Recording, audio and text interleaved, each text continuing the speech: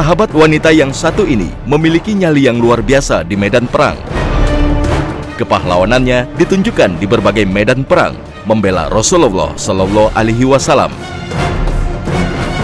Keberaniannya dicatat dalam tinta emas sejarah Islam sebagai teladan, ketulusan, dan keberanian membela agama Allah. Inilah sahabat mulia Nusaybah binti Ka'ab. Kisah kepahlawanan dan keberanian Nusaybah binti Ka'ab ini berawal dari sumpah setia yang diucapkan wanita pemberani ini bersama kaumnya. Sekitar 75 orang Madinah datang menemui Nabi menyatakan janji setia untuk membela dan melindungi Rasulullah Shallallahu Alaihi Wasallam. Dua di antaranya wanita, salah satunya adalah Nusaybah binti Ka'ab. Janji setia inilah yang dikenal dalam sejarah Islam dengan Bai'ah Aqabah. Nushhidullah wa rasulah. Nahnu al-Aws wal Khazraj. Annana ansar. Nubayi'u Rasulullah ala as-sam'i wa at-ta'a. Ala nusrati al-Islam. Bi-anfusina. Wa abna'ina. Wa amwalina.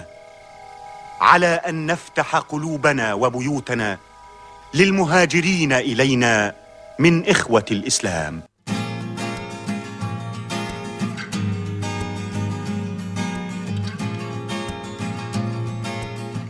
Baiat Aqabah itu ada dua. Baiat Aqabah yang pertama itu isinya biasa. Isi biasa artinya bahwa setiap muslim diminta untuk berkomitmen terhadap keislamannya. Tidak boleh musyrik, tidak boleh berzina, tidak boleh mencuri, tidak boleh membunuh dan seterusnya. Tetapi di Baiat Aqabah yang kedua, di mana Nusaybah ikut saat itu disebut dengan baiat perang. Jadi mereka siap membela Nabi saat nanti Nabi datang ke kota Madinah sebagaimana mereka membela keluarga sendiri.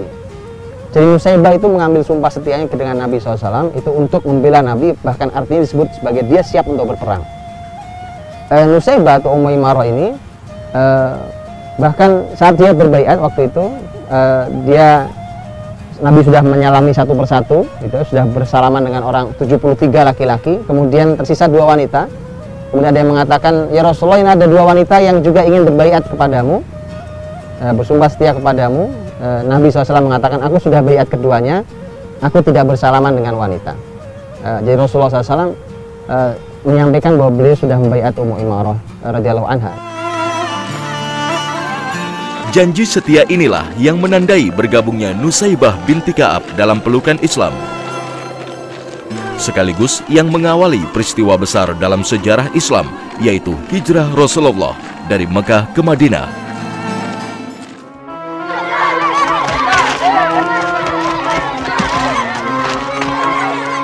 Sumpah setia Baiat Aqabah ini terjadi setelah Rasul gagal mendapat perlindungan dari suku Saqif di daerah Thaif. Setelah wafatnya Khadijah dan Abu Thalib, 2 pembela utama Rasul. Nabi bahkan dianiaya hingga terluka.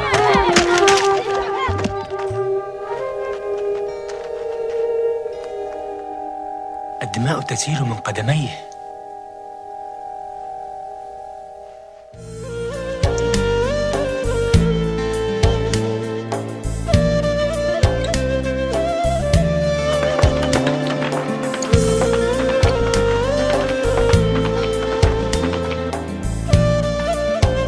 Wanita pemberani ini bernama lengkap Nusaybah binti Ka'ab bin Amr al-Ansuriyah, berasal dari kaum Ansor atau warga Madinah dari suku Najjar. Nusaybah itu punya satu panggilan atau disebut dengan kunyah dalam bahasa Arab, yaitu Ummu Imarah. Dan para ahli sejarah menyampaikan bahwa namanya dan panggilannya sama-sama terkenal, yaitu Nusaybah, dia dikenal juga dengan nama Nusaybah, tapi juga sangat dikenal dengan Ummu Imarah. Setiap kita menjumpai nama Ummu Imarah dalam sejarah, berarti dia adalah Nusaybah binti Ka'ab radhiyallahu anha. Bahwa dia harus membela Islam ini, membela Rasulullah SAW, bahkan saat harus di medan perang sekalipun, walaupun dia adalah seorang wanita.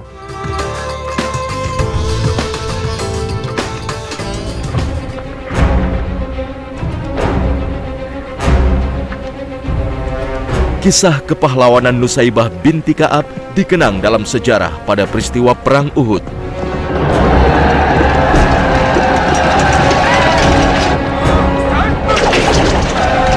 wanita pemberani ini bergabung dalam pasukan Islam untuk mengemban tugas penting di bidang logistik dan medis.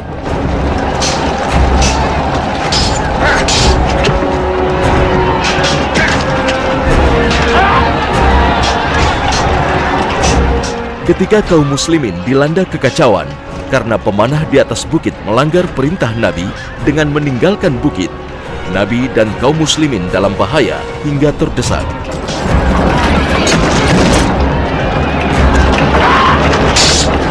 Ketika muslimin tadinya memenangkan pertempuran itu, akhirnya kemudian muslimin ini terkepung. Jadi keadaan berbalik. Suasana menjadi sangat kacau, pasukan tidak bisa diatur, dan akhirnya kemudian Nabi terdesak. Sampai Nabi terluka, Nabi pun berdarah-darah. Saat itulah seluruh orang Quraisy mencoba untuk menyasar Nabi SAW. Nah, maka kemudian beberapa sahabat langsung mencoba untuk membentengi Nabi SAW dengan fisik mereka, termasuk Ummu Imarah, termasuk Nusaybah ini. Nusaybah saat itu mencoba untuk membela Nabi SAW di sekeliling Rasulullah SAW. Ketika datang sabetan pedang, ketika datang panah, dia mencoba untuk melawan itu. Dia juga mencoba untuk melindungi Nabi SAW. Bahkan ada peristiwa yang membuat dia terluka di pundaknya. Ibnu Qami'ah namanya. Ibnu Qami'ah itu adalah orang yang membuat lubang. Yang di lubang itulah Rasul terjatuh di sana sampai terluka kaki beliau SAW. Ibnu Qami'ah itu menebaskan pedang, dan itu tidak bisa dihindari oleh Nusaybah. Bisa dibayangkan bagaimana seorang wanita mendapat tebasan pedang seorang kesatria seperti Ibnu Qami'ah. Ditebas pedang, kemudian terluka. Luka mengangat cukup lebar, sampai sejarah menyebutkan 1 tahun luka itu baru bisa menutup kembali.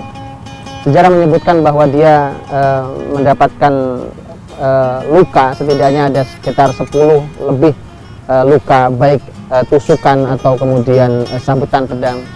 Radhiyallahu anha. Sumpah setia Nusaybah terhadap Rasulullah di Aqabah bahkan dibuktikan Nusaybah hingga setelah wafatnya Nabi Shallallahu Alaihi Wasallam.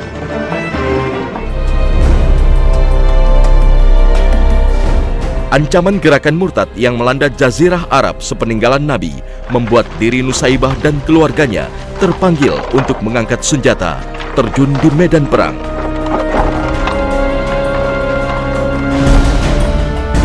Khalid bin Walid selaku panglima perang pun tidak keberatan dengan keberadaan wanita pemberani ini dalam pasukannya. أقسمت أن لا أضع السلاح حتى يقتل دجال بني حنيفة. نحن نكفيك ذلك. عودي إلى دارك. وقسمي أتحمل وزره عني؟ لا والله لن تهدأ نفسي حتى يهلك عدو الله. هل أخبرت الصديق بذلك؟ أخبرته وبارك لي جهادي.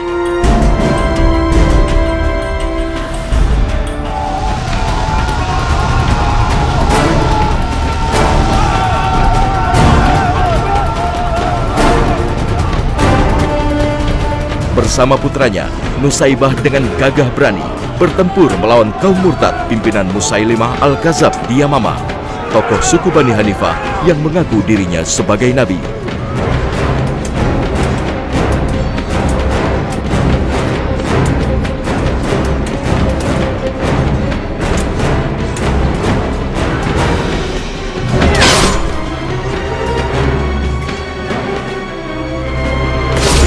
Ia bahkan tetap bertempur meski tangannya ditebas musuh.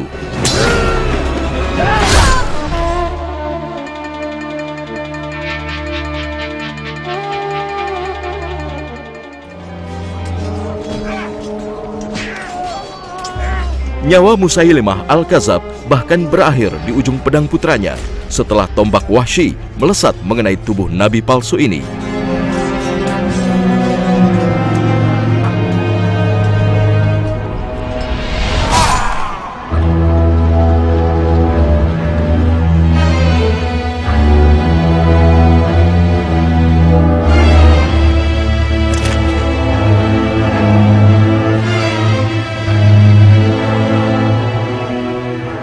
Nusaybah radhiyallahu anha ini satu pelajaran mahal juga buat keluarga kita, bahwa salah satu kehebatan Nusaybah di keluarganya adalah Nusaybah seorang wanita yang kompak, ya, yang bisa bersama-sama dalam satu keluarganya. Dia suaminya dan anak-anaknya untuk bersama-sama melakukan kebaikan.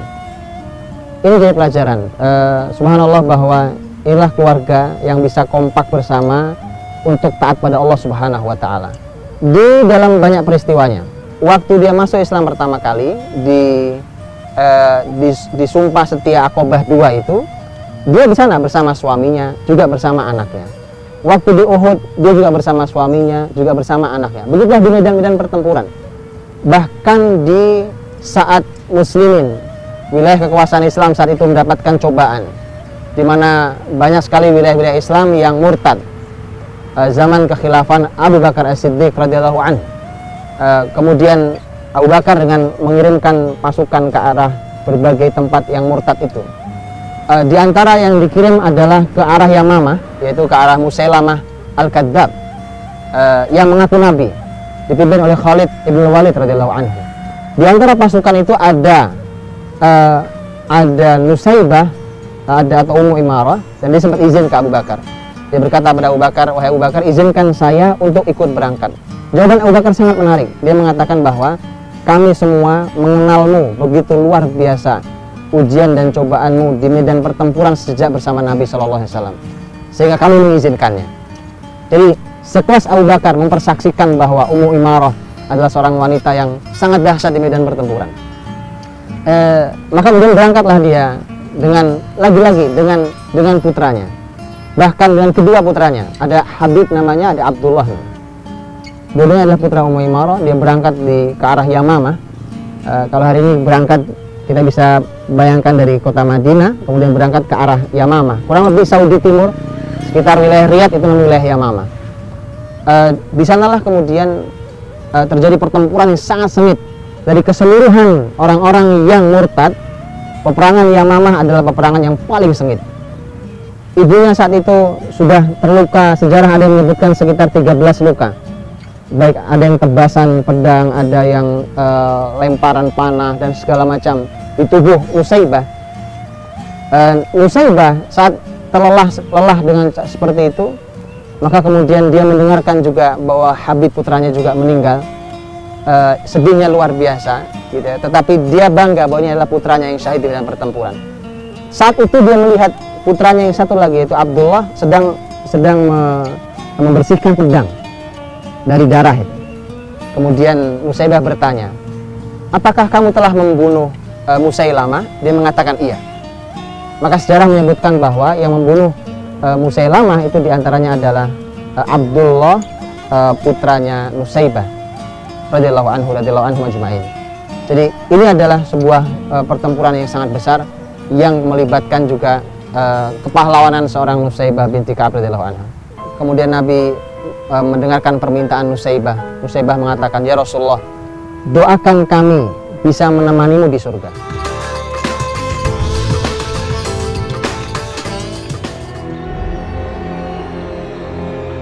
Sebelum perang melawan kaum murtad terjadi, Khalifah Abu Bakar mengutus Habib, putra Nusaybah, untuk menyadarkan Musailimah Al-Kadzab agar kembali ke jalan yang benar.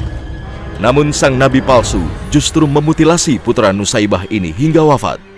Atashhadu anna Muhammadan Rasulullah? Naam.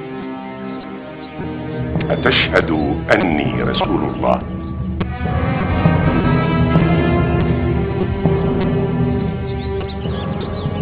أتشهد أني رسول الله؟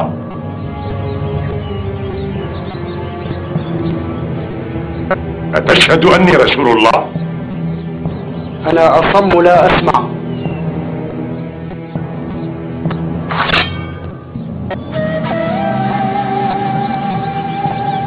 أتشهد أني رسول الله؟ أنا أصم لا أسمع. Peristiwa ini pula lah yang membulatkan tekad sahabat wanita mulia ini untuk menghentikan kezaliman dan kesewenang-wenangan Musailimah. Atashhadu anni Rasulullah? أنا أصم لا أسمع.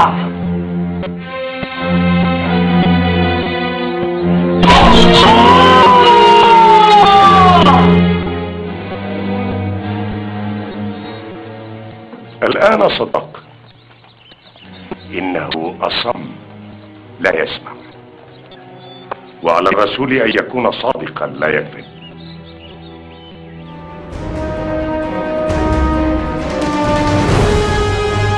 Keberanian dan kepahlawanan Nusaybah binti Ka'ab dan keluarganya semakin membuat keluarga mulia ini mendapat tempat di hati para sahabat-sahabat Nabi lain. Umar bin Khattab radhiyallahu anhu juga termasuk orang yang begitu memuliakan Nusaybah, karena Umar tahu bahwa Nusaybah adalah wanita yang dimuliakan langsung oleh Rasulullah sallallahu alaihi wasallam. Umar suatu saat mendapatkan satu hadiah berupa pakaian yang baik bahannya dan cukup lebar. Kemudian dan itu untuk wanita. Kemudian ada orang yang berkata, Umar, alangkah bagusnya pakaian ini kalau diberikan kepada istri anakmu, yaitu Abdullah bin Umar. Kemudian Umar mengatakan, ada yang lebih berhak untuk menerima ini dibandingkan istri anakku, yaitu Nusaybah binti Ka'ab radhiyallahu anha. Maka kemudian Umar memberikan itu kepada Nusaybah atas sebuah penghargaan kepada Nusaybah radhiyallahu anha. Rasulullah Shallallahu Alaihi Wasallam sendiri telah menjamin wanita mulia ini akan masuk surga berkat ketulusan dan kegigihannya membela agama Allah. Saat di medan pertempuran Uhud, di mana Nusaybah menjadi tameng hidup bagi Nabi Shallallahu Alaihi Wasallam, sampai Nabi SAW mengatakan, aku tidak menengok kanan, tidak menengok ke kiri, kecuali aku melihat dia sedang membela aku. Subhanallah. Dan kemudian Nabi SAW melihat putranya, kemudian Nabi memuji putranya Nusaybah. Nabi puji, Nabi katakan, semoga Allah memberkahi keluargamu, memberkahi ibumu. Kemudian Nabi pun melihat lagi putranya yang lain, pun Nabi menyatakan yang sama. Kemudian Nabi mendengarkan permintaan Nusaybah. Nusaybah mengatakan, ya Rasulullah, doakan kami bisa menemanimu di surga. Maka kemudian Nabi SAW mengatakan, iya, kelak engkau adalah orang yang akan menemani kami di surga. Didoakan Nabi SAW, ya Allah, jadikan mereka, keluarga ini adalah keluarga yang kelak akan menemani kami di dalam surga. Jadi bukan hanya Nusaybah, suaminya, putra-putranya telah mendapatkan doa Rasulullah SAW atas kemuliaan sang ibu sebagai seorang mujahidah, bahwa dia adalah orang yang mendapatkan kemuliaan surga Allah Subhanahu wa Ta'ala. Rasulullah SAW selepas perang Uhud itu Nabi merintahkan agar para sahabat berangkat ke arah Hamra al-Asad. Hamra al-Asad itu adalah sebuah tempat yang hari ini kalau kita berangkat dari kota Madinah, kita akan melewati checkpoint hari ini. Jadi semua kendaraan diperiksa, itu adalah sekitar itulah kurang lebih wilayah Hamra al-Asad. Para sahabat diminta untuk segera berangkat untuk melihat, mengecek apakah pasukan musyrik Quraisy itu benar-benar pulang ke Madinah, ke kota Mekah. Apakah mereka pulang ke kota Mekah ataukah mereka justru akan masuk menyerang kota Madinah. Maka para sahabat dalam keadaan ada yang terluka, ada yang kelelahan, mereka berangkat sesuai dengan perintah Rasulullah SAW, termasuk Nusaybah. Tapi Nusaybah dengan luka yang tidak sedikit, dengan luka yang besar di pundaknya hasil tebasan Ibnu Qami'ah, ternyata dia pun tetap ingin berangkat. Bahkan dia bertekad untuk berangkat, dia merapikan diri. Tapi nampaknya tekad besar yang selalu membara dalam dirinya itu tidak diikuti oleh fisiknya yang ternyata tidak cukup untuk tenaga dia sampai ke Hamra al-Asad. Ini menunjukkan bukti yang kuat bahwa tekad seorang Nusaybah untuk terus membela Islam, membela Nabi SAW begitu kuatnya, walaupun terkadang secara fisik dia tidak sanggup untuk melakukannya. Tak lama setelah perang melawan kaum murtad, Nusaybah binti Ka'ab, wanita pemberani ini wafat.